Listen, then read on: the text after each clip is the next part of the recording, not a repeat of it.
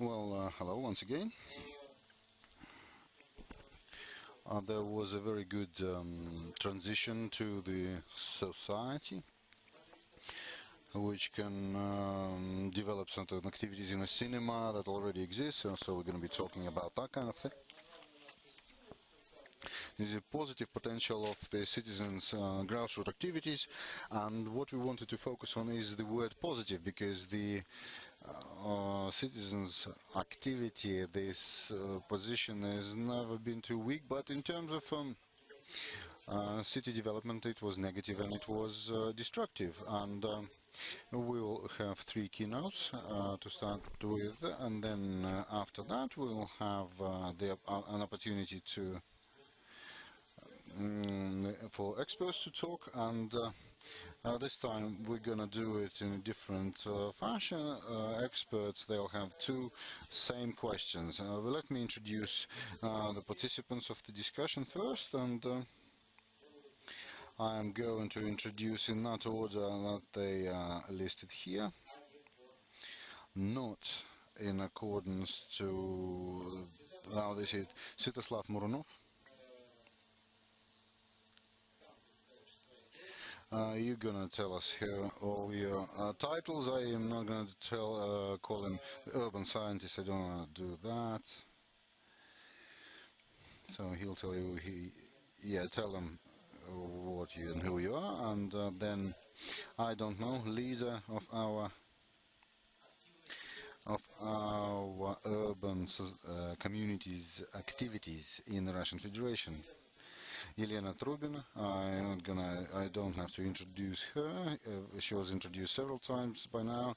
Sergei Yermak, deputy editor of Expert Ural magazine. So there will be three keynotes. And I want to introduce the participants of discussion. Alexander Salamantin, director of Urban Studies Institute of the Ural Architecture and Arts Academy, Antonina Savilova, representative from the architecture group Podelniki, Vladimir Zlakazov, the leader of the Live Streets project, and Edward Kubensky, architect and the chief editor of Tatling Publishing. And I want to introduce some participants of discussion in the audience here, and we're going to have more time for questions, I hope. And so I'm not going to take too much of your time in the introduction, but I wanted to, before I give the stage to Svat, I want to say that as a result of this session, we wanted to find answers to two questions. One is the citizens' activity, the civil activity in Russia. It's normally aimed at the interaction with authority. And in reality, the cities, they develop through private money, the stakeholders, the developers, and so far developers don't notice the active citizens, and they don't understand why they need to listen to all these initiatives from below. So how this activism could be useful for developers, and how these activists could be harmful, so to say, or maybe even blackmail, or can be dangerous to developers. So what could be the points of intersection with the money community? And the second issue here, second question here, about the interaction, the issues of interaction of activism and authority. We wanted to shift to the particular technologies of this interaction. Authorities, they work in a bureaucratic system. This is a system of documents, a strategy of social economic development. the municipality statutes and bylaws and particular decrees by the head of the administration. So how can you actually be harmonious with your interest in this activism within these documents? So I would like to ask everybody this. Is there an example of this kind of work? And now I'd like to give the stage to Sviatoslav, and so 15 minutes.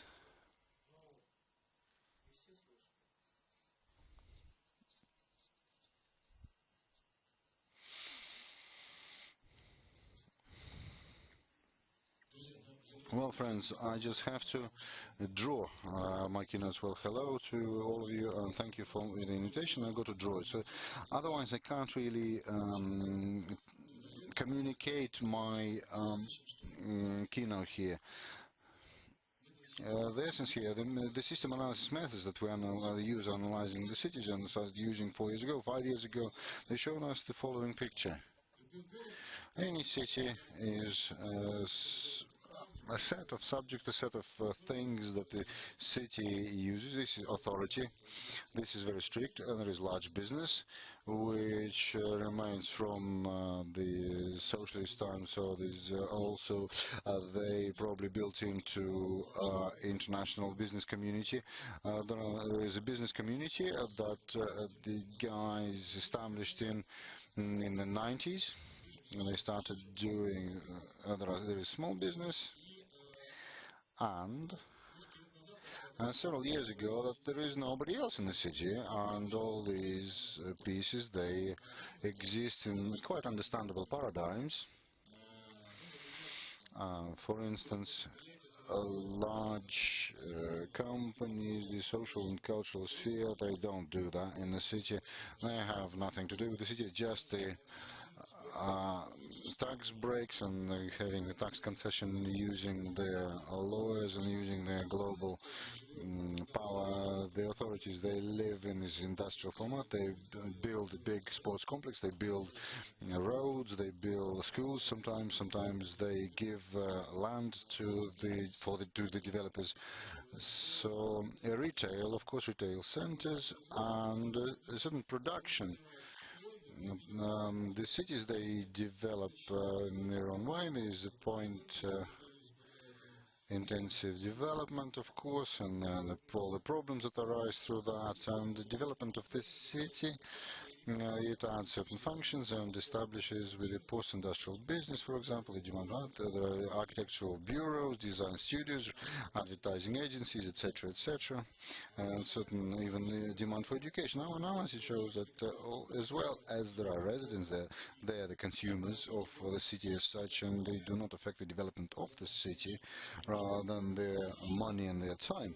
But there's also so-called informal city urban community. Glass was talking about that. So what's an informal city community? The last form is the self-organized forms of city dwellers. So they don't have an account in the bank.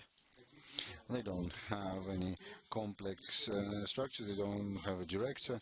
But people united around certain idea, around social problem or location or whatever. And these informal city communities, in our understanding, using the city as a complex model,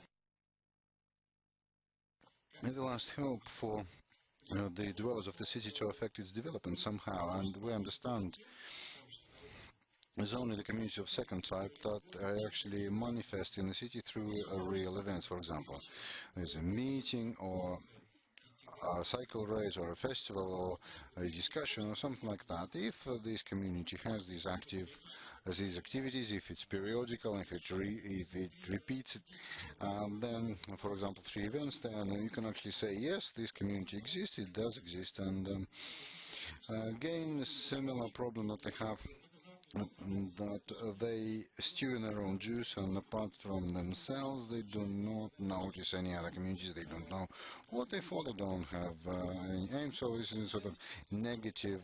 So somebody was using somebody, and then they have authority. You have support us, we'll give you the grant, give us grant back, half of it in cash, etc. So these are the problems with business, and business, let's do the arts or the educational here way cheaper if we actually rent it out at the same price. So all these conflicts are gathered, accumulated between the subjects of the interaction, and this stewing in its own juice. And we have this idea again, neither business nor authorities, they cannot see these urban communities as a power for a consideration or somehow. But if we make this more complex, if we build a network of these communities which at certain points could actually work as a united whole without losing its individuality. It could be actual.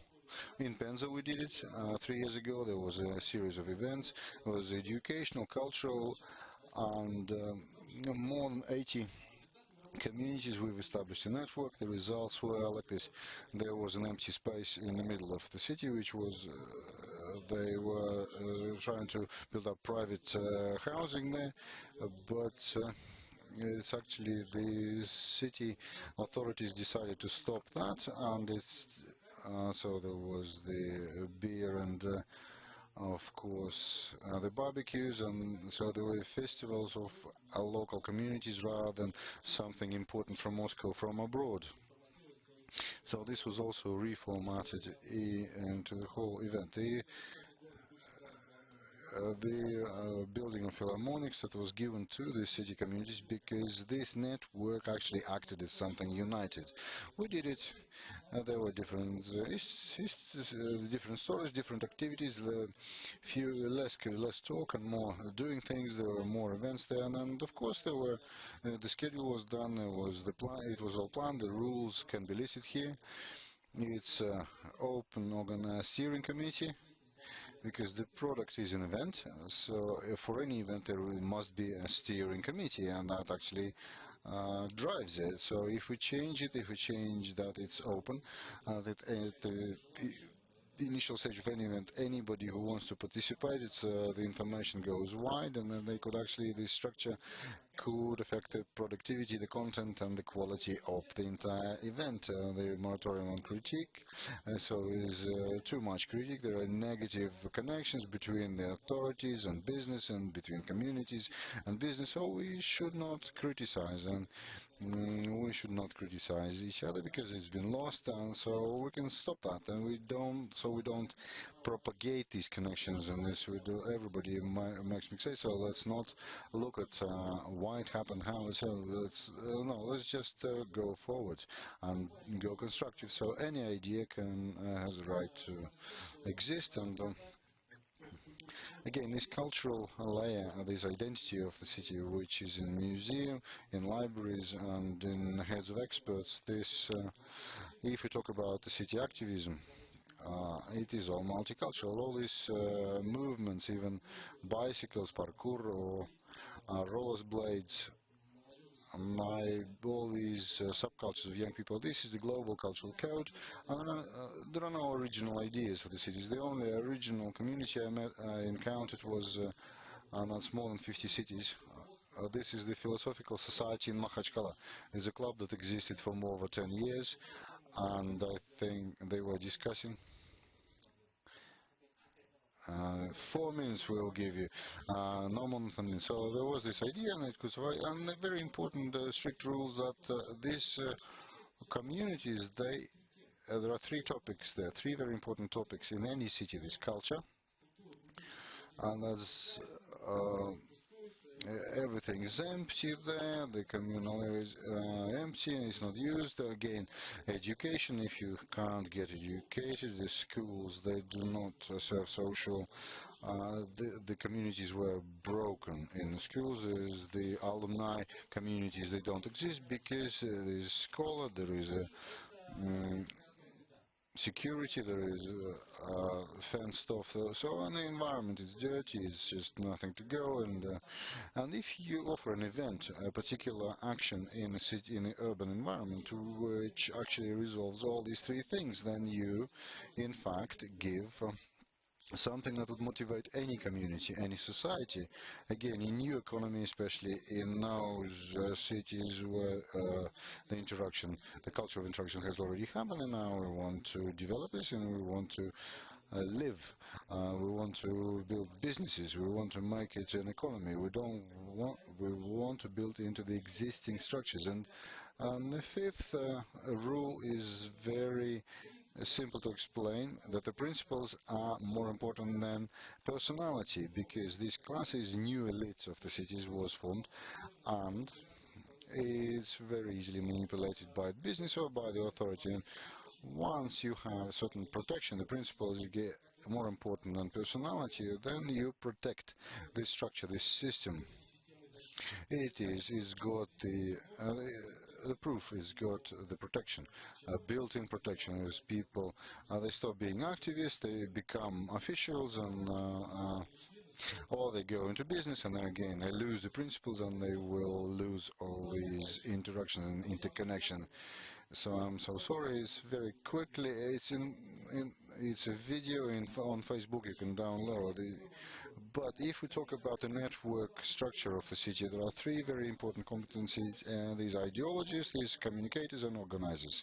And if in the city, in any city, there are these three aspects there, they have to probably have all three of them. Ideologists talking about the future, and then they tell these to communicators, and then they also have to turn this into reality. But then those communities which actually are serious, which do serious projects, they have several different people. Teenage societies, they don't have ideologists. They just take YouTube is their ideologist. They look at it, they go, let's do the same thing.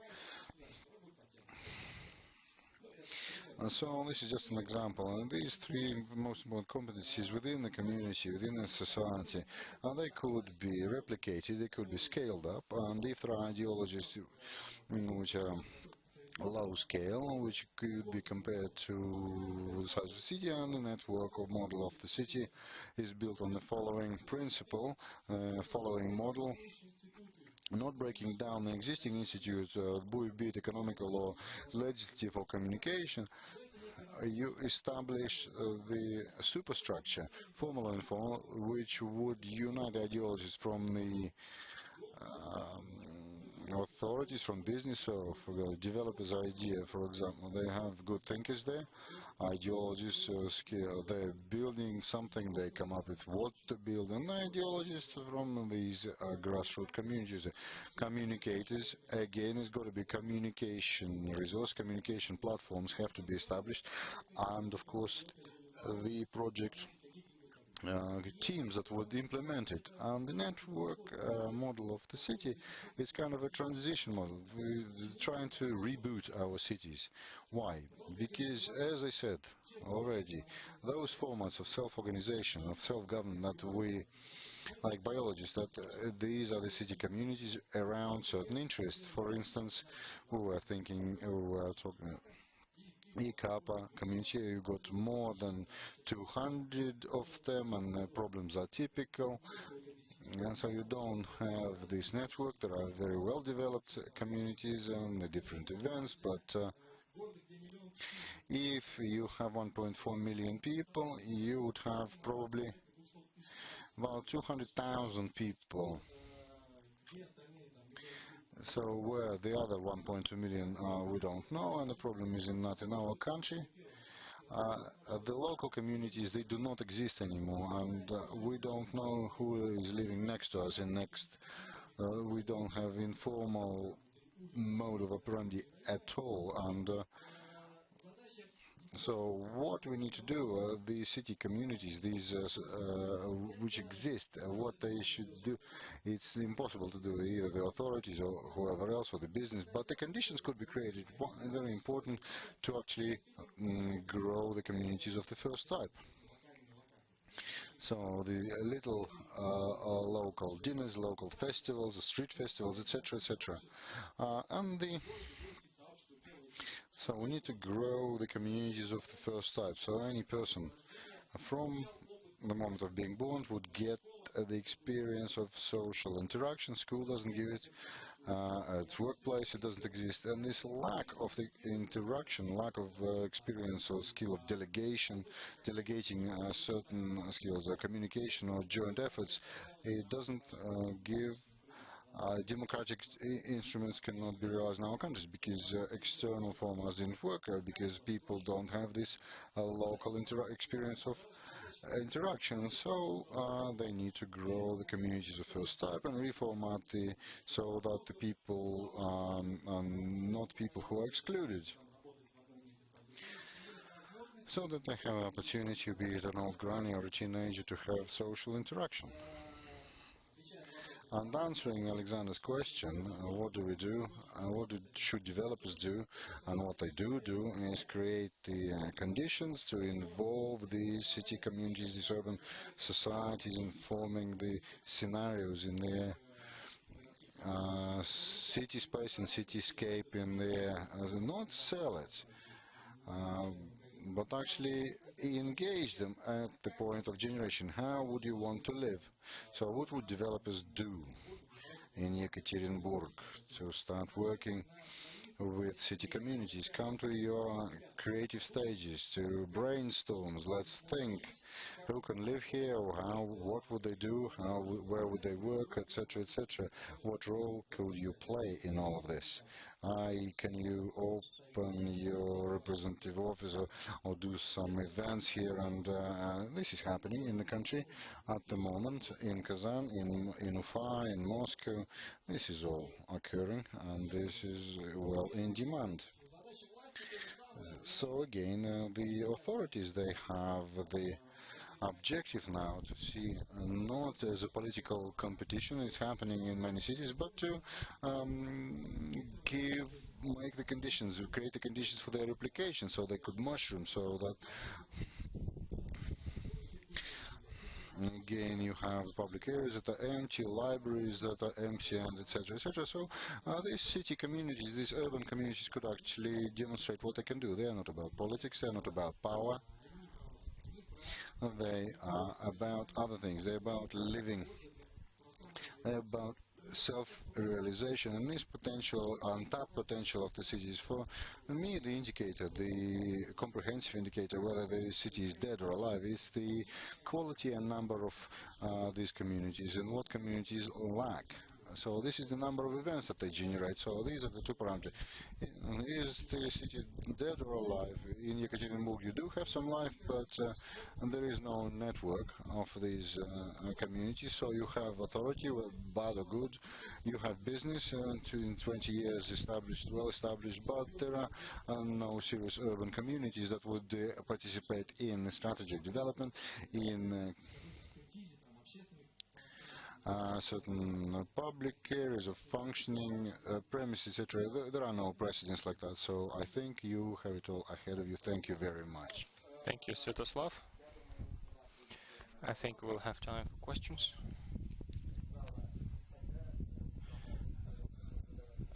Later on, so I'll not be asking questions to you now. Elena Trubina will be talking about the foreign experience of developing the communities. Is that correct? Yes.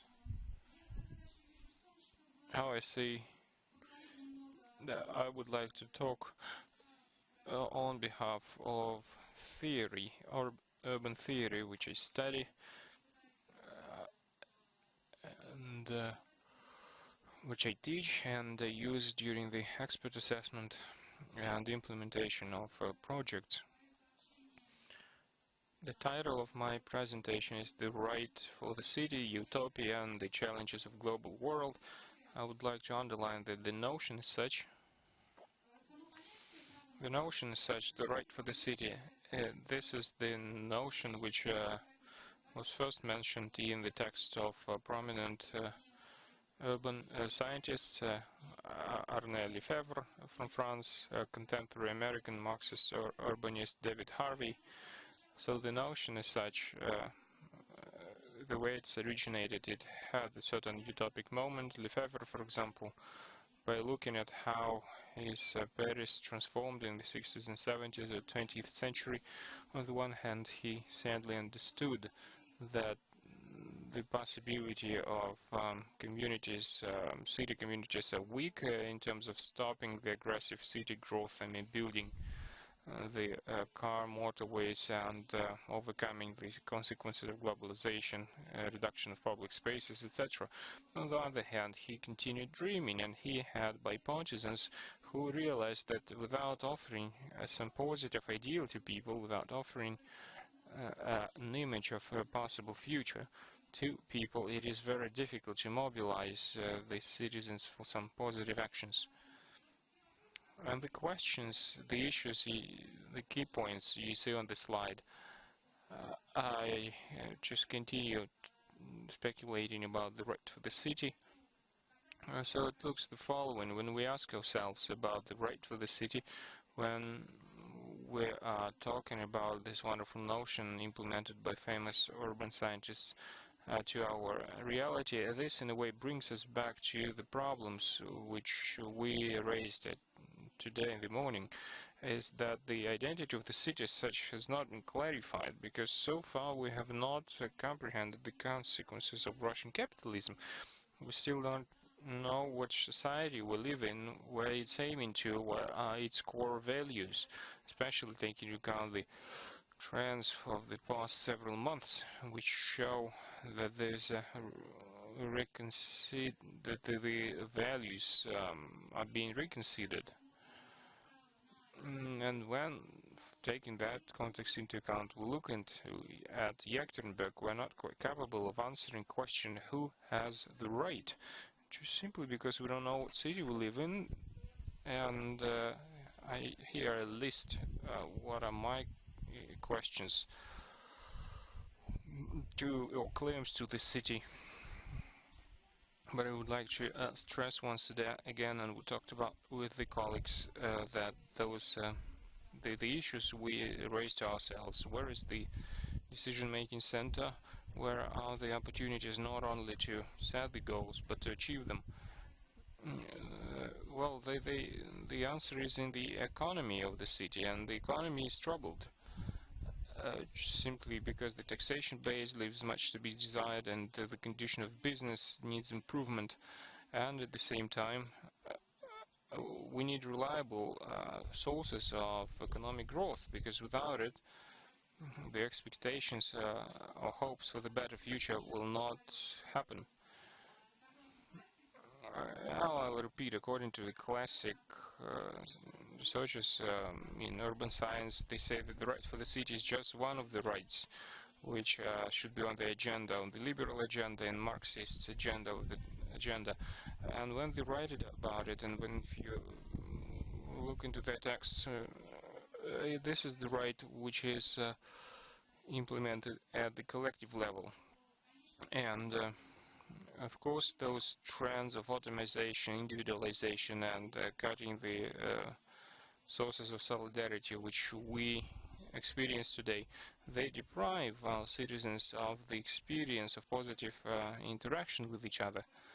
And the paradox here is that the right for the city can be implemented only collectively. But where is this collective, the team you are supposed to be part of? Because if you're offered a job which is closer to your home, and you give a raise, you get a raise, then you'll change your job simply because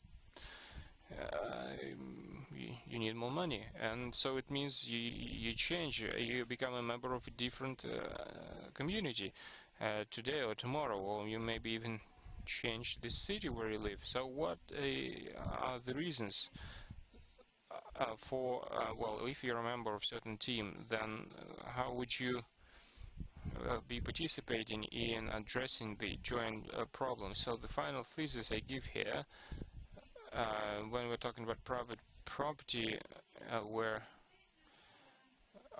the right for the property belongs to elite, financial elites, and that's David Harvey said. And if he says, if this right is implemented efficiently in this world, I mean capitalistic world, and I think Russia belongs to it and joined it during perestroika, so if certain rights are implemented effectively, then that's the right for private property, the right to receive profit, and consequently Harvey and this is his photographs. He is one of the leading public intellectuals of the present day, and he is also a politically active person. So, realistically speaking, despite all the utopic ideas, he says that the freedom to create and reshape our cities, and this is how he understands the right for the city, the right to create and reshape our cities, the freedom to reshape ourselves. This is the most challenging human rights. So he admits the difficulties connected with the implementation of that right. And I would like to review 2 case studies, and later on we will be able to discuss them in more detail, but these are my fresh impressions after my recent travels. That's a conflict which well, raised a lot of discussions in Finland.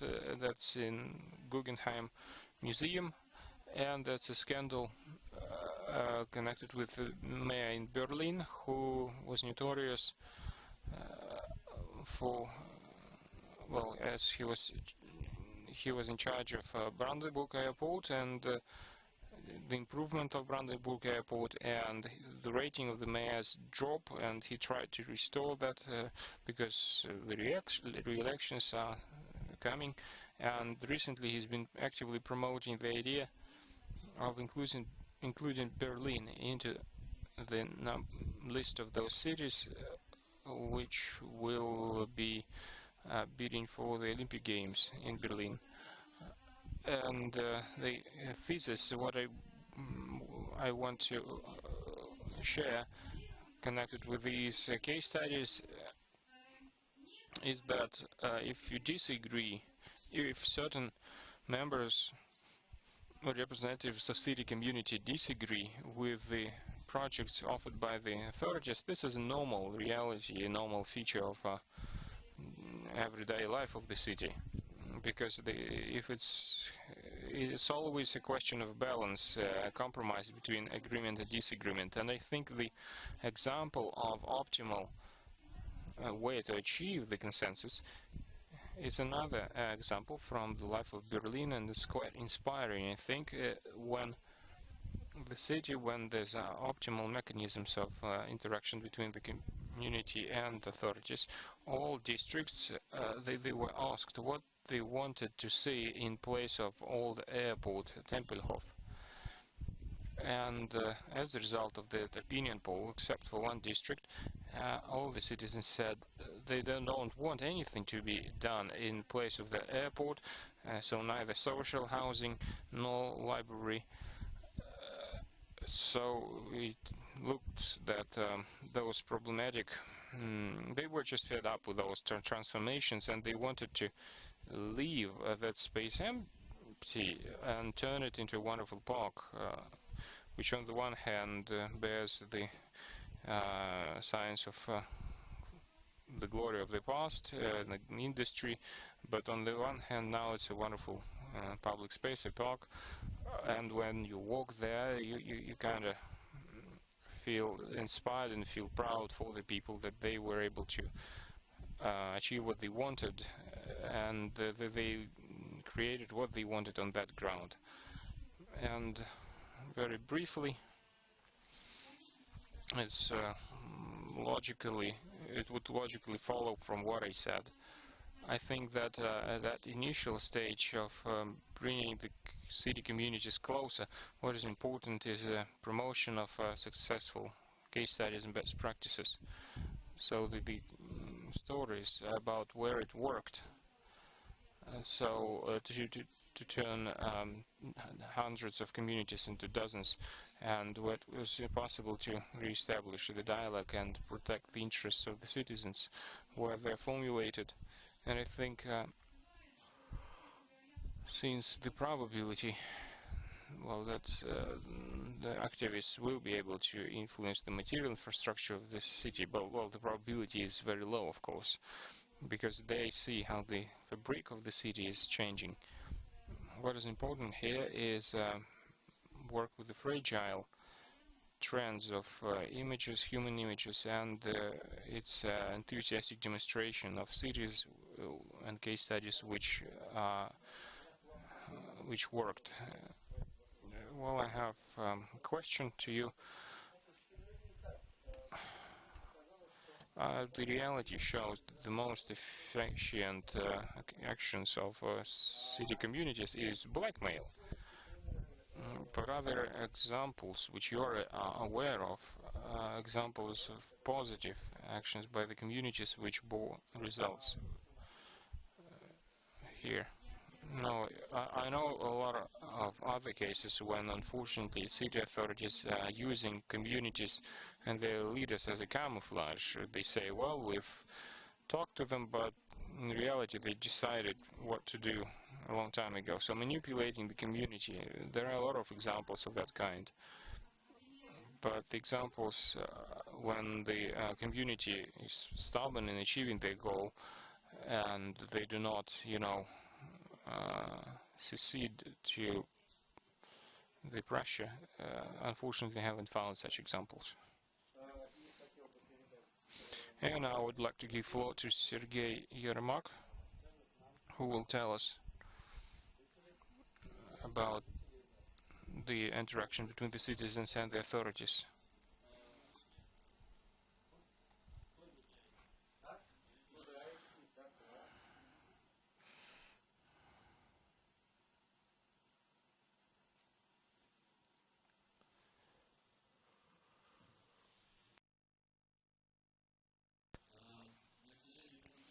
I don't have the slides, unfortunately, because I was in Moscow and I had to kind of figure out what I was going to talk about here today at 5 o'clock in the morning, so sorry for that.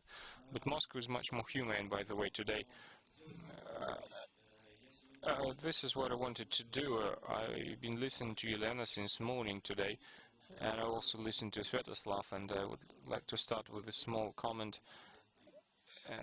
And it reflects my opinion. So Elena said about the budget and that cities depend on the budget and we lack finance. I understand that.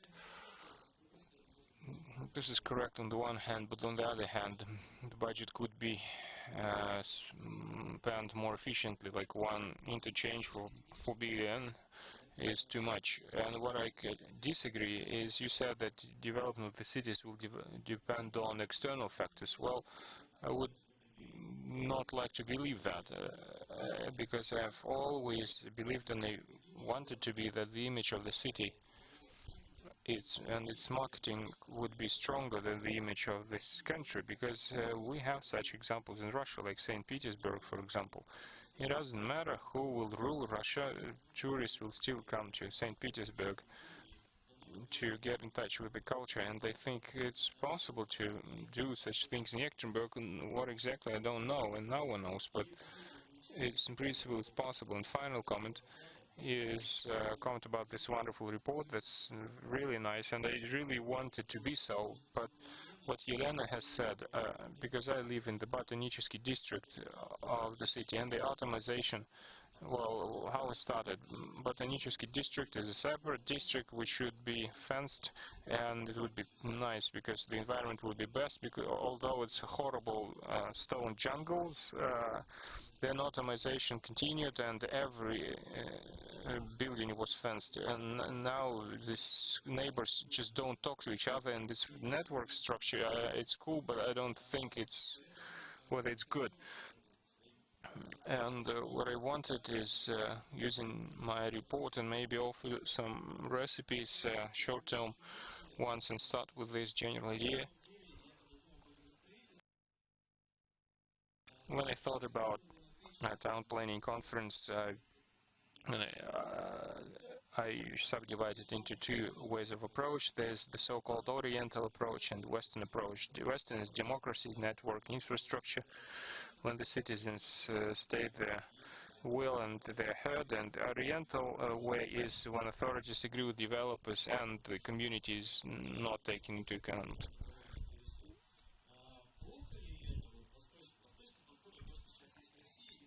Well, what we have in Russia,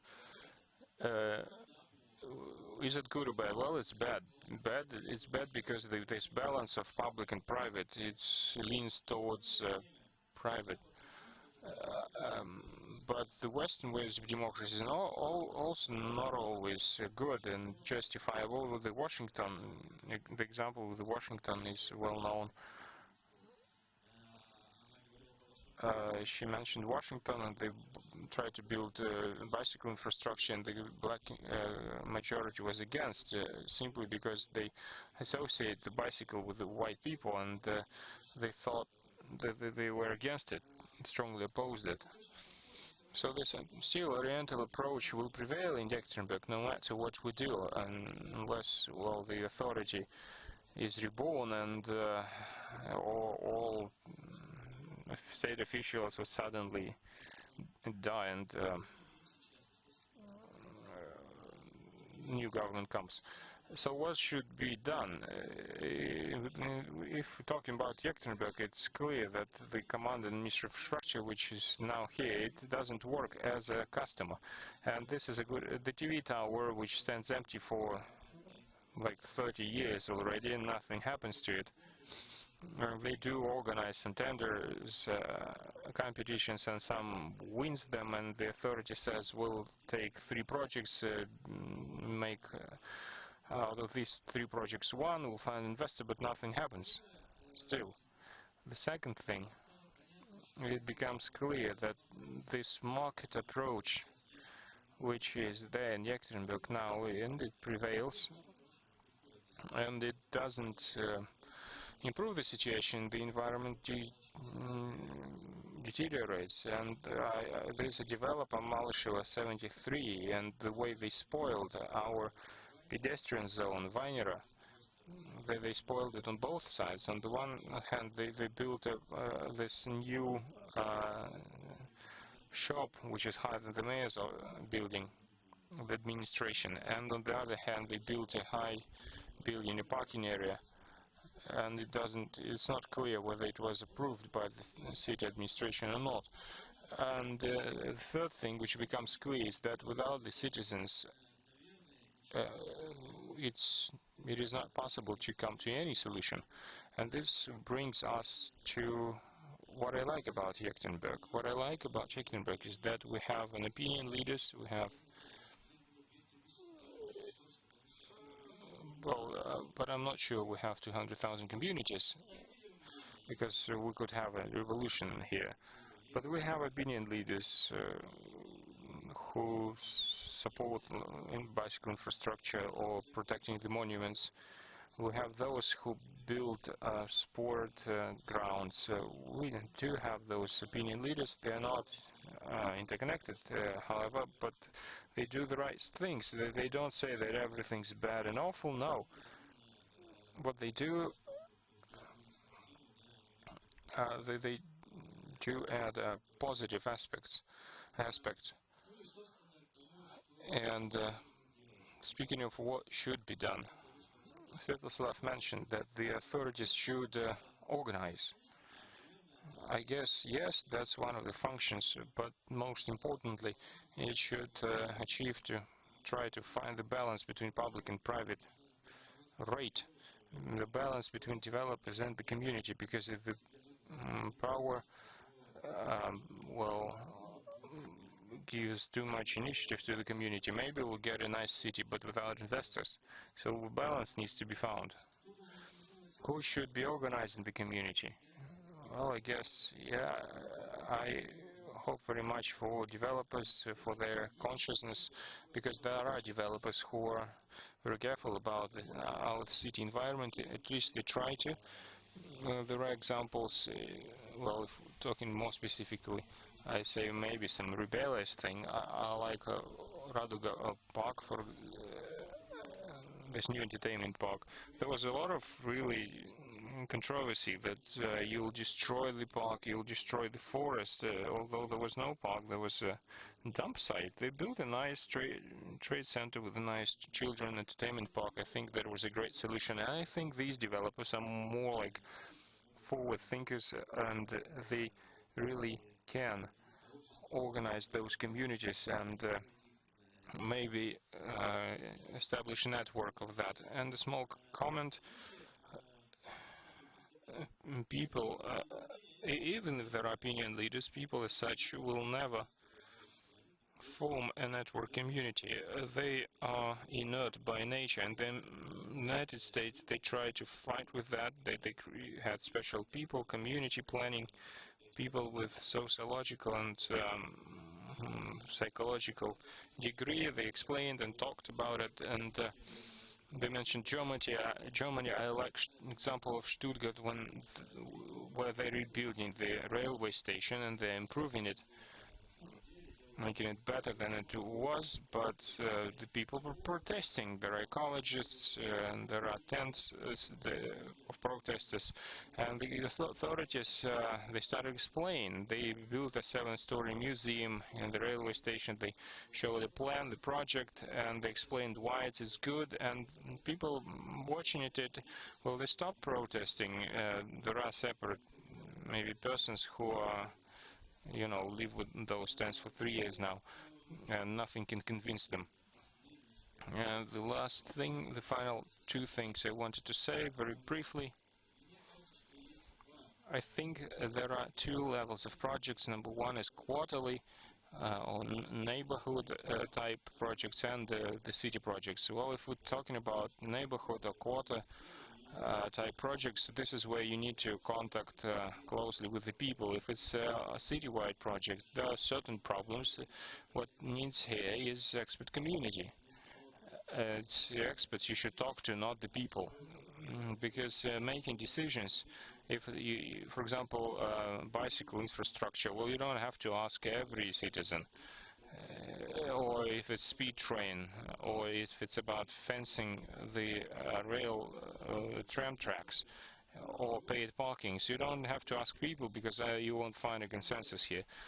And the very last is I talked to Bart Golhar, that's editor-in-chief of such magazine Project of Russia, and he said that the answer is diversity. The authority and developers, well, since he believes that people, the population is inert, so probably the answer is that developers and authority, or they put together, they could offer several projects of the same for the same territory, for example. So they could offer to people, these are the projects, choose the best. Because what happens now, we have this project, vote yes or no.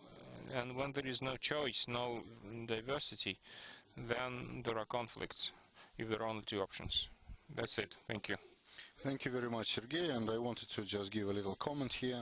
This phrase, the democracy is a mechanism, and the network model of the city is also a mechanism, but a different mechanism.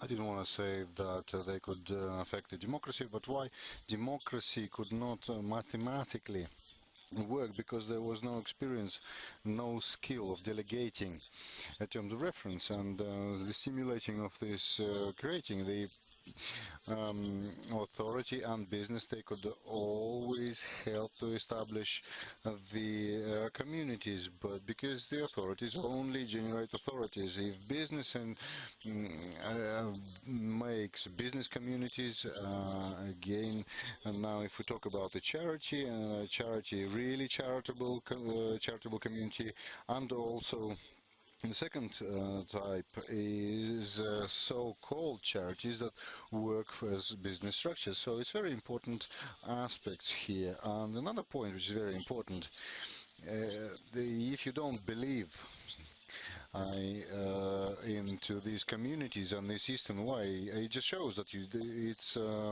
they don't exist, and this Eastern way, it's very fragmentary. It's the developers and even the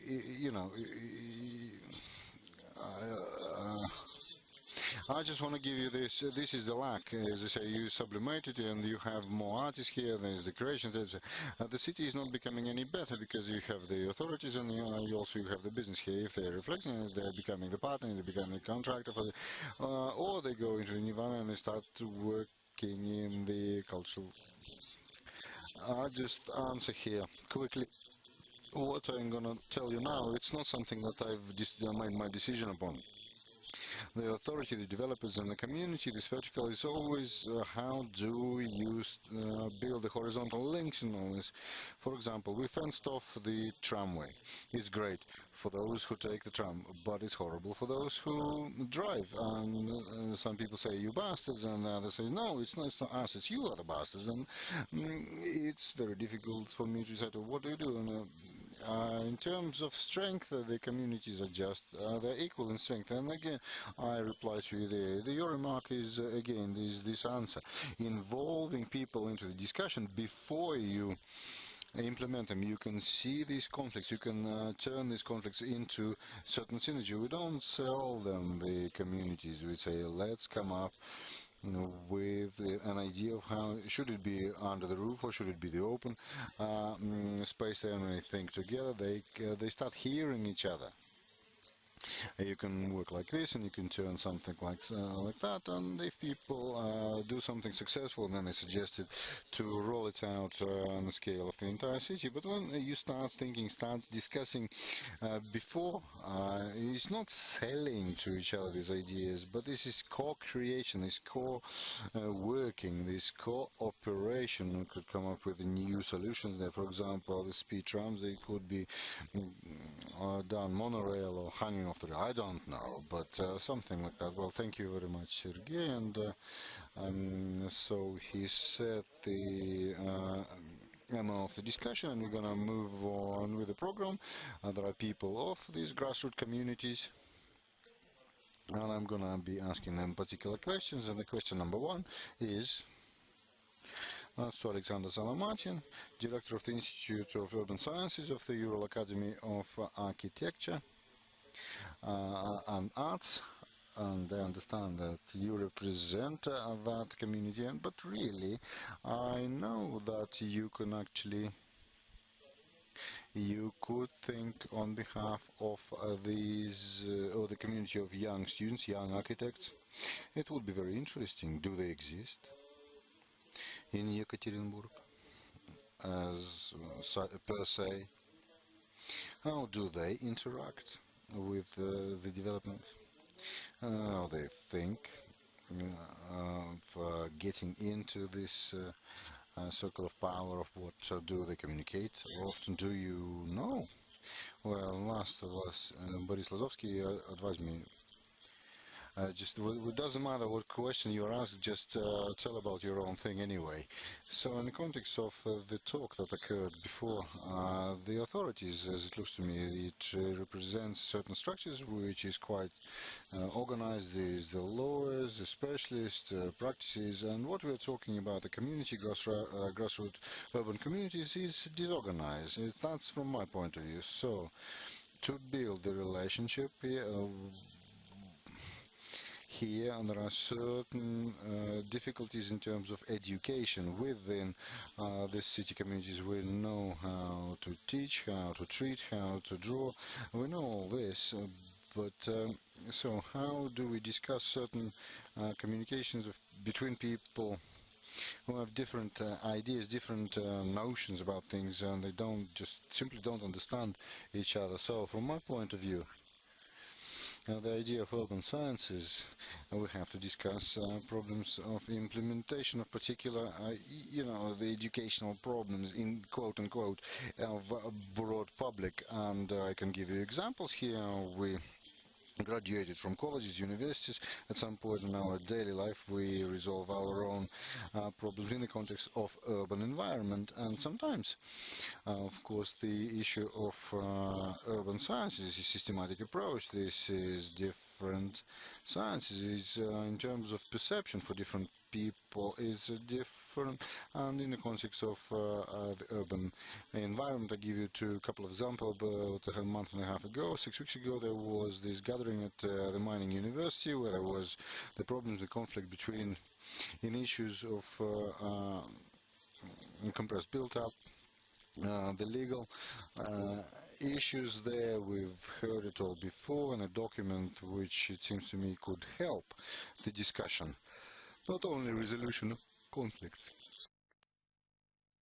forming the situation, and these documents could be the development here. And the document, again, we can see that it's absolutely fresh, and but many issues could have been discussed before, and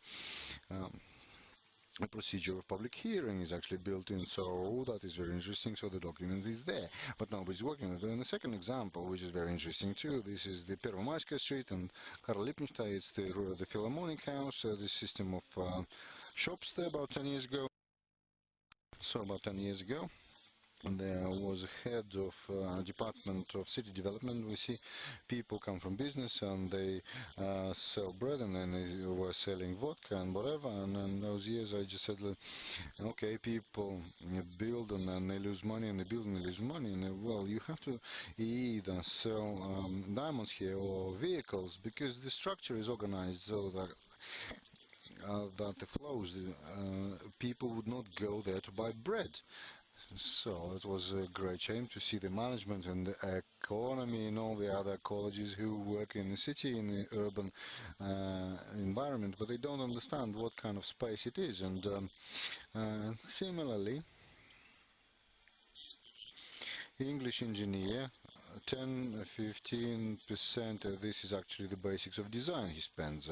Russian engineer, whatever, whatever he does, it looks like a tank anyhow. So this language, he needs to understand the design language. And economists, they don't have to understand the language of urban sciences. So this one aspect. The second aspect is maybe this is a very erroneous, very deeply mistaken view of the system of the management. Municipalities, through elections, people, they get into the governance, system of governance, and then they have to solve the professional issues here. And in my very limited experience, people in the system of governance at the level of municipality, they don't often understand what kind of problems they face. So there is the lack of professionalism of people who already are in power. And from this point of view, what stops us thinking about the professional standards in terms of professional standards in government, in governance? If you want to implement educational programs now, to draft your understanding of professional standards in the sphere. There is a certain, the school of mayors, of course, there is a special school, special topics are being discussed there. And we are talking about that, what kind of sections there could be for the study. This is with understanding of strategy, of the development of the territory, how it's got to be documented, etc. So this is a professional training in this area. So it's also a community. It's also a community. We're talking and discussing, and we're talking and discussing, but we talk, or each one of us talks his own language. So this is only conceptual. This is just a theory. So the communicators, they should also have the competency of translator, of an interpreter. If professional wants to kill something that he does, he needs to head it, because he's a professional, his profession, not in communication, not in leadership.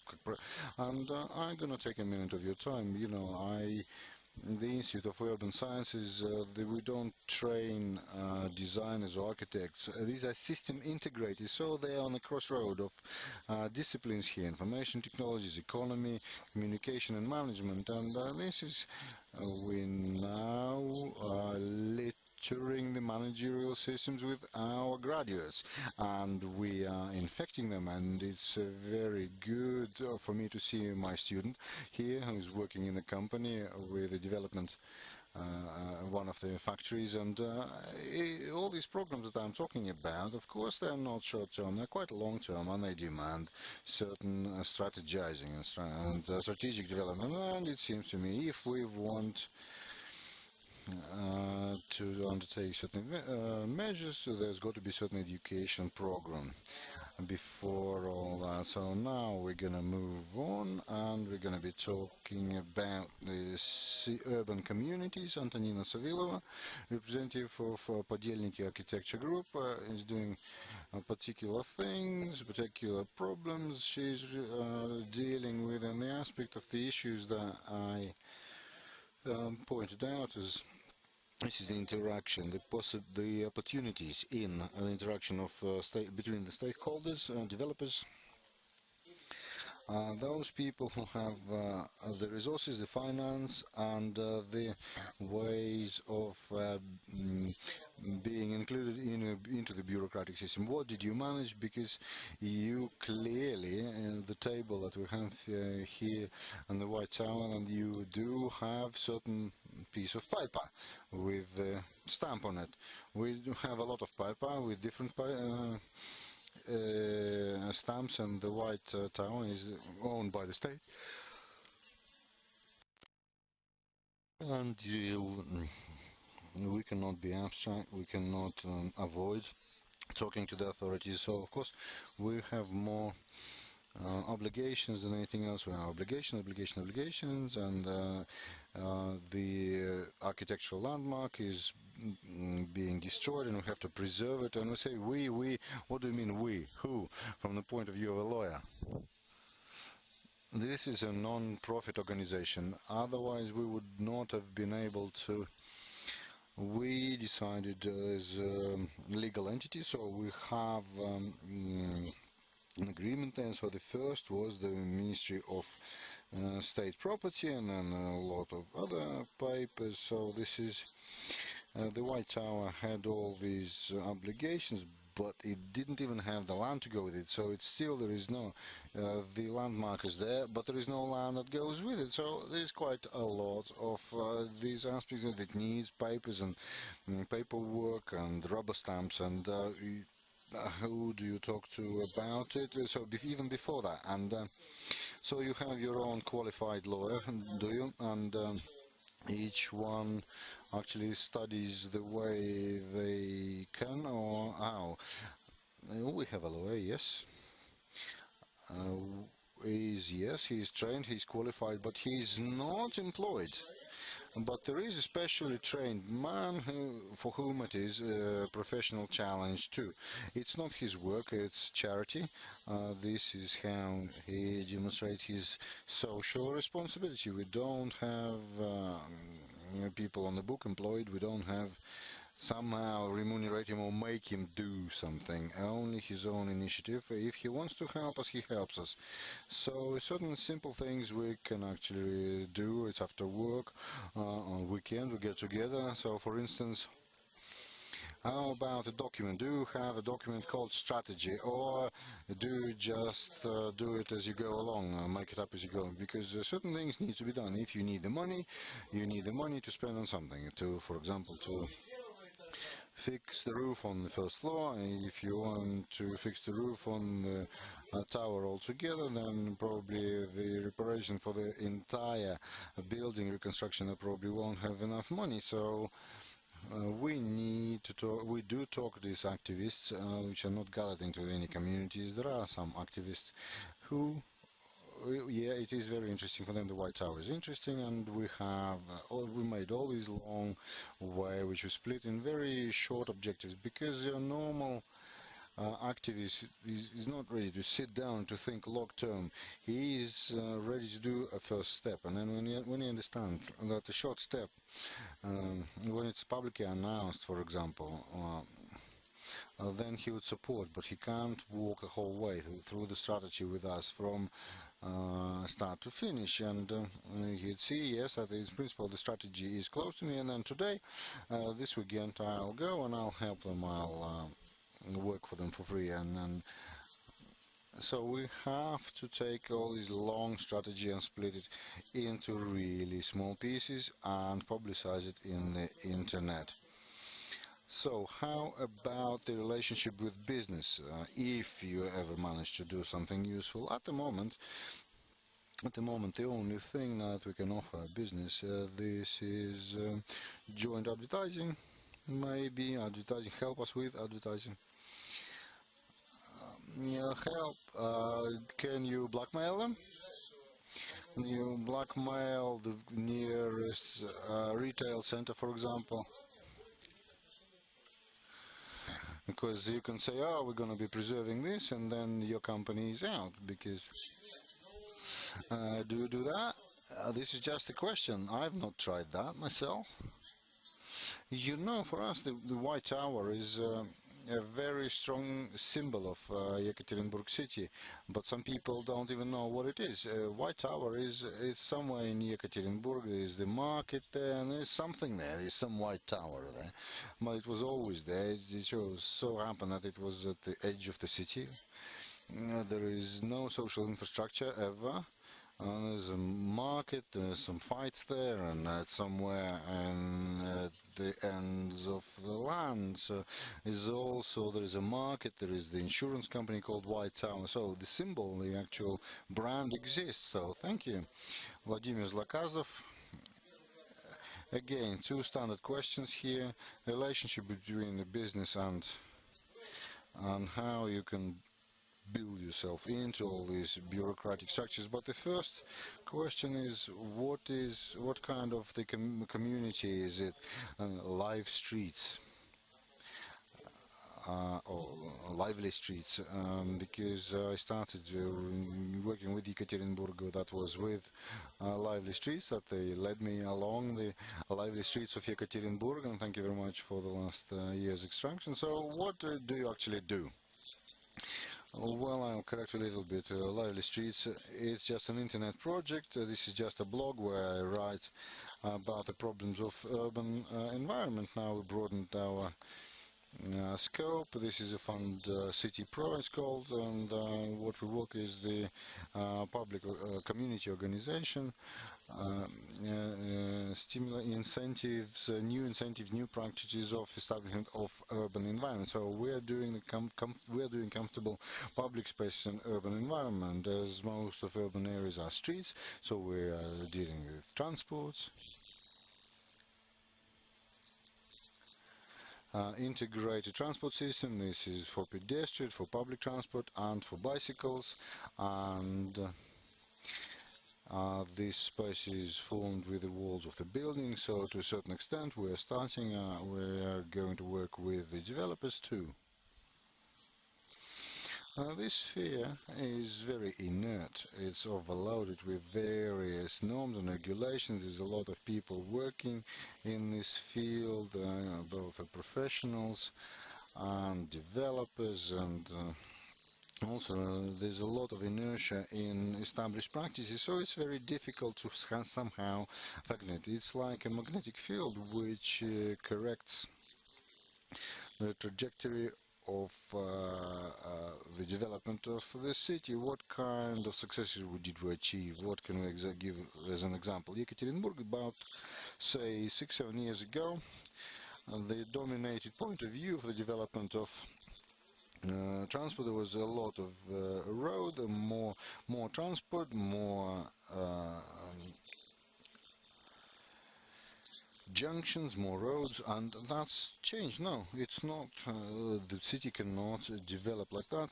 Personal cars, it's got to be a balanced system. It's got to be public transport has to be leading, and we have to have very comfortable pedestrian areas, pavements for people. And so this is what changed the view. Also we work on, for example, bicycles. We do run projects. We are more specialized in this. Last year, for instance, we developed the project on the bicycle route from Akademический to the middle of the city, which is 4.5 kilometers, where from Akademический, which has a serious problem, you can go into the center of the city about 20-25 minutes, depending on your form on your bicycle. And of course, this project was reviewed in the committee. Very development. Now there is the tender was started for the proposals, implementation, so and also for the design. So everything went exactly as planned. So this is municipal authorities. If we talk about horizontal surfaces of the street, well, if we talk about the vertical surfaces, so the buildings, then which buildings are built in the city, which spaces they create, what kind of spaces they create, and in many respects it's more important than area development or roads. If we see the photographs of Ekaterinburg 100 years ago and today, area development has changed, but the houses probably are the same. So the houses, the actual buildings, the brick and mortar is much more important than any road. They're more important than the forming of this environment. So which idea to promote? We decide to use rational and economic arguments. For example, the tram. There would be more people in the tram than in the cars. So this is why we want the tram rails. If we talk about the square meters, you not just get the square meters of your flat. You also get a parking space for your car. You got comfortable streets or maybe a park. Maybe sit somewhere in a cafe and just. Or again, jump in a car and drive 2 kilometers away to spend time there because there is no other comfortable area for him to leisurely spend some time. And here, so we are not trying, but how? If it is economically substantiated, how much is it? How interesting is it for the developer that is building a particular building? What are the examples? Well, specifically for development, there are no examples because it's a new topic. And it's been developed. I will be writing about it. I'm just announcing. But the way I see this, the developers, they are in continuous search for sales. Are they looking? Are they satisfied with marketing, or well, they are looking for ways. They're improving what they're doing, so the process is moving on. Though slowly, because if it was a fenced territory around the house, that was let's say a prerogative of a premium class, and now many people do that because all people understand if they allow car parks in close to house, that will be horrible, and the children playground should be a good one, because otherwise people will choose a different building where to buy an apartment. So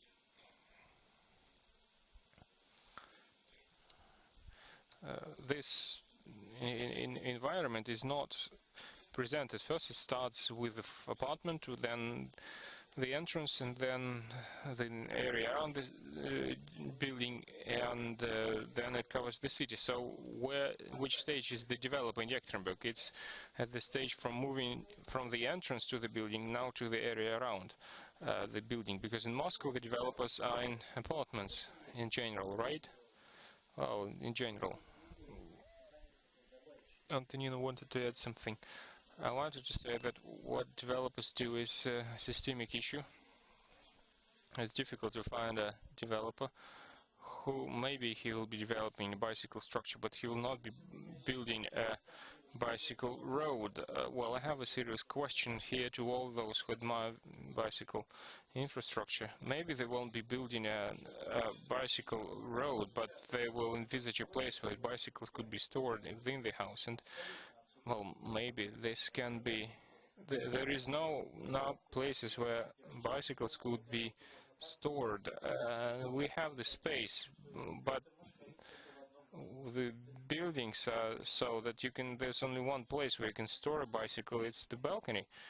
Well, wait, I am an architect and I design buildings, and there's a such request. And it's, well, are the developers ready to share the space, a free space on the first floor, where rooms would be available for perambulators and bicycles? In principle, yes. Has it been long? Well, I haven't been in this job for a long time, maybe 3 years. But that happens, yes. It's not something unheard of. Well, things change, I understand. So it's either in the cellar or that's either first floor. And sometimes when they design their flat, the apartment, they say, well, could you envisage a place for a bicycle? How would a bicycle be stored at in my apartment? So help me with that. Well, when we work with developers, we concentrate on cooperating with municipal authorities. I've mentioned that we have promoted this project, and now we're promoting two strategic projects: that's convenient public transport and the city for the pedestrians. So this is some kind of strategy of how to work in this sphere, and we are on equal terms with the Ministry for Transport and Ministry for Improvement. So you have a legal entity as well. Yes, we act as a non-profit organization. Sergey, I have, well, a short comment. I like talking to urbanists, and if you're okay with this word, and because they're always charged with positive emotions, and this is what I want to say. There's a demand from developers, and it's not just economic loss. And there's a reverse trend. I mean, why people buy apartments in Yekaterinburg? Because there's a boom of apartments in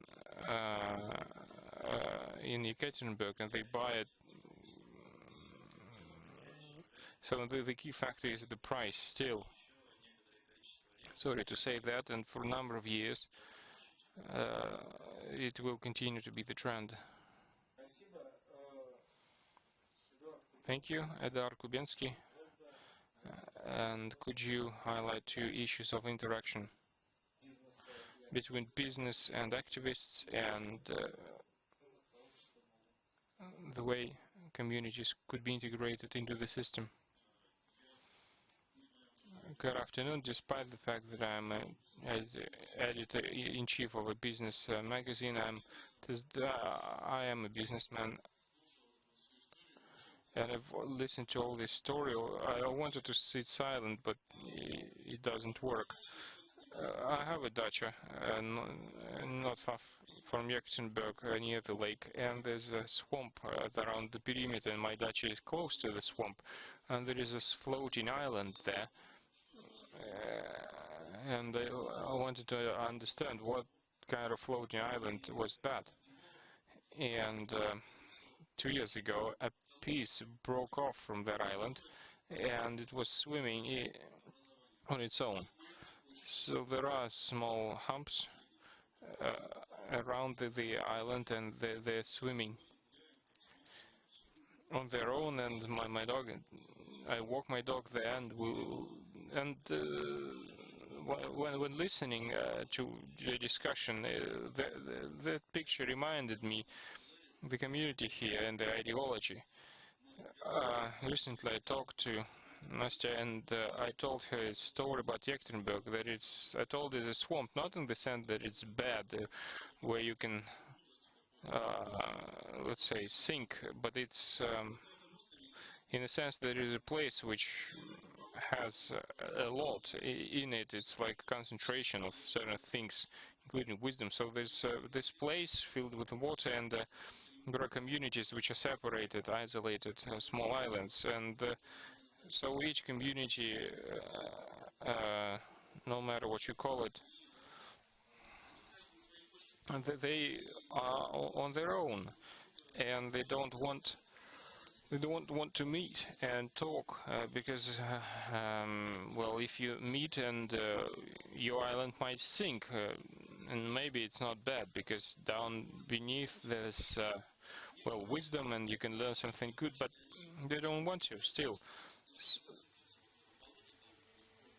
So some of those hills that or isolated islands that swim in the lake, they try to find the ground and stop, and when the small hill stops, other hills start concentrating around it. And when I'm listening to the lecture of Rappaport in Krasnoyarsk, and he was saying that we are coming to the society of opinions, not ideologies.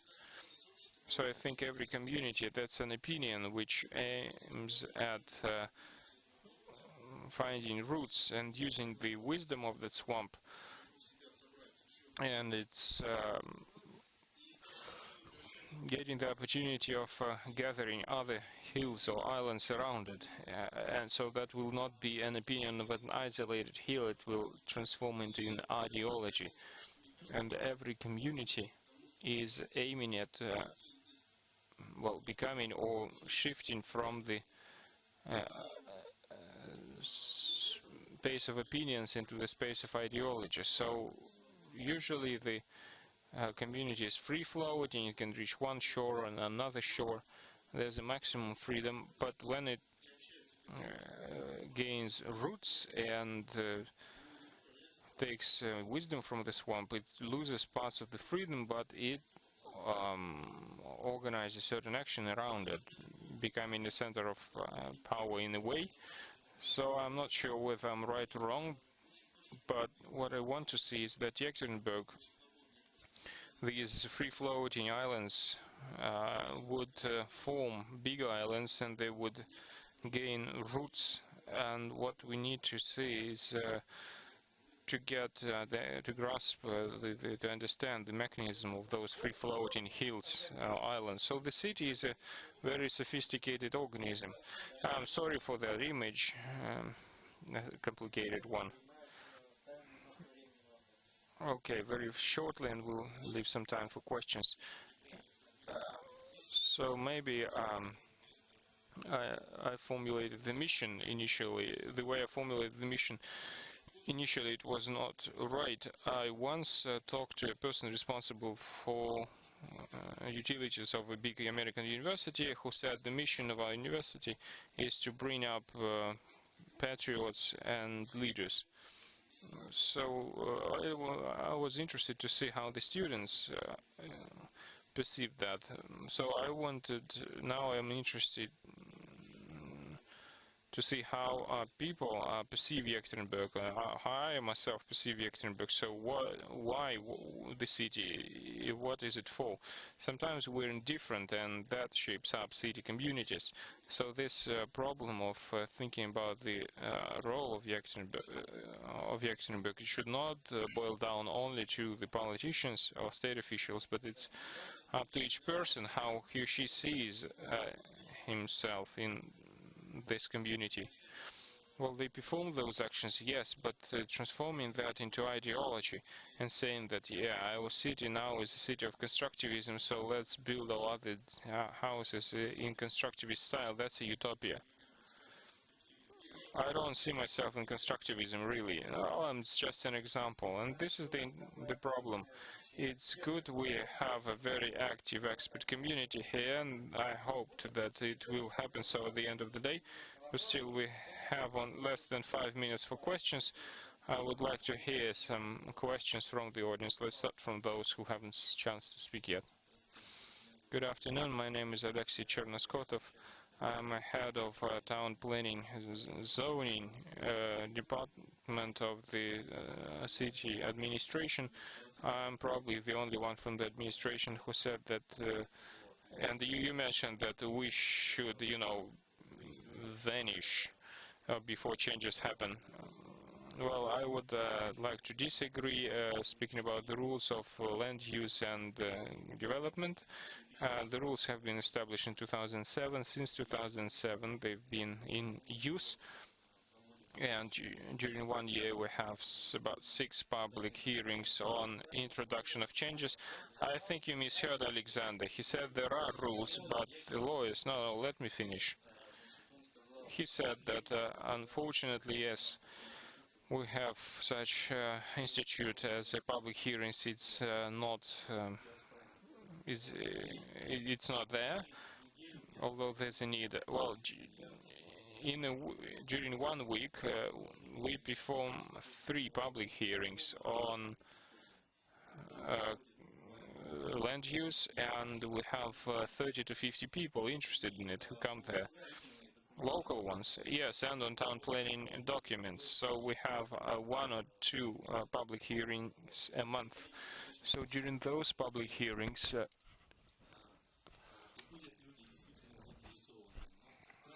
we have people who are really interested, but as a rule, the question is this: if the developer has talked and agreed to people, then they vote for. If they haven't reached an agreement because the prices go up for real estate objects, for example, then they vote against. And as a rule, in the city of Yekaterinburg, we have public organizations who visit separate public hearings. They, well, get certain public attention, and they always vote against. There are separate citizens who come and talk, no matter what is the topic of those public hearings. But in general, today, what I see, how I see it, people should come and voice their opinion, because we try to take those opinions into account. We consider them. This is how it looks.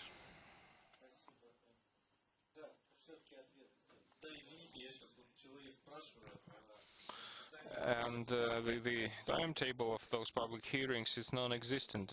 I mean, the public hearings today, they are appointed by the head of the city administration.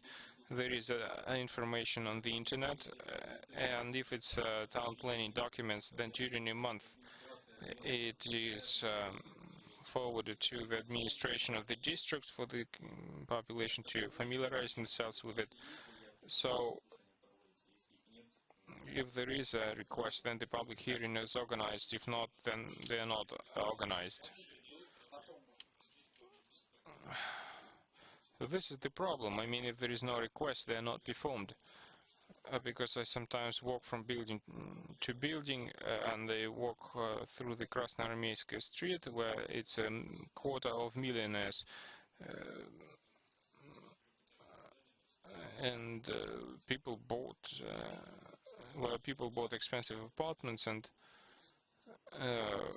now they, okay, very briefly, I was analyzing the conflicts of public hearings, and in more than 30 regions I noticed this anomaly. The most challenging projects for the authorities and public hearings, they are appointed at 9 o'clock on 31st of December. It is always arranged the way it should be, because, well, our public hearings in our country is not working because business know how to manipulate with that, so do the authorities. Well, if there are no sophisticated relationship, well, an opposite example is where I provide master plan. Public hearings work because we got 35 comments from the people and they got written responses.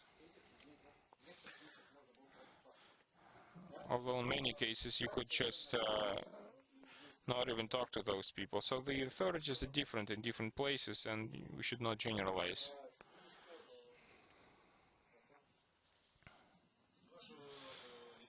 From your lake, is there positive outflow from that swamp you talked about, or is it confined, an ice age lake? Any final questions? We don't have any final questions, and Микрофон, одну секундочку. A microphone just for 1 second. So there exist methods of unifying the urban communities. Are you going to work in Ekaterinburg? If it's not or a secret, can you actually share some methods with us? If it's not a trade secret, well, it's minus 2 minutes you have. Well, first of all, to tell you everything that I know, that would not 10 minutes. Just a little thing that we are now implementing in different cities. When you were running an analysis, we found one anomaly. I love anomalies. People in urban communities, they're happier than anybody else. I'm happy. Because if we want to talk to the authorities with language of figures, we turn it into a method, and we found out that parameters affecting the contentment of a person, which is a social thing, the engagement in society, the share, the values, resources, and time. And a happy person is a person with free time who has social competencies. He can come up with a new future, organize something, or communicate something, that he has effective social connections, that he has dreams and aspirations. And this method enables us to prove that all the people in our country are unhappy, because if you take teenagers, education doesn't give them any social competencies, and the dreams and aspirations only 20 last years. This is the advertising infrastructure, so they use simulators. Grannies, they have free time as much as they want. Social competencies 8, no connections, no social connections, so the communication effect. The grannies are not happy either, so the active generation 25-35. 20 effective social connections, social competence is about 3 after the university, and free time is to 0 because they sleep in one place and work in another. And so those who found in their vacation, then they're quite happy. Everybody else is not happy. They need to use antidepressants of different formats. And the method of unification of society is very simple. In discourse, you have to take the issues about the future, because the horizon of our is a year or 3 years in advance, and because we don't think about the future, these other cities are very short-term spurts of the development now. And in 20 years, where do I want to live in 20 years' time? What would the city look like? And this method does work in unification of different urban communities. The same method works for unification of authority, business, and residents. Right, okay, you've got to turn off the microphone by now. So now if you talk about, what about 20 years, and everybody starts thinking strategically, and this strategic vision establishes the points of contact, because if you try to resolve complex, very deep questions which are not industry-wide, or we need education, and the fences are no good. The economy should be not only industrial, should be post-industrial too, and everything else like this. All these questions of the future, they make people unite. Thank you very much. As I know, there's about 40 minutes of this lecture you have. I think we have to stop him. Thank you very much to all you participants. He do invite him. He can speak for a very long time. This man, well, thank you.